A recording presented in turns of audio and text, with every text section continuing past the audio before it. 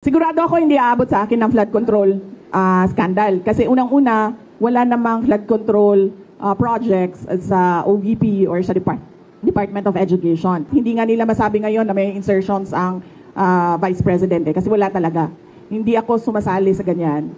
Sa tingin ko, susubukan nila na paabutin sa akin dahil sa kaalyado ni dating Pangulong Rodrigo Duterte, si Senator Bongo.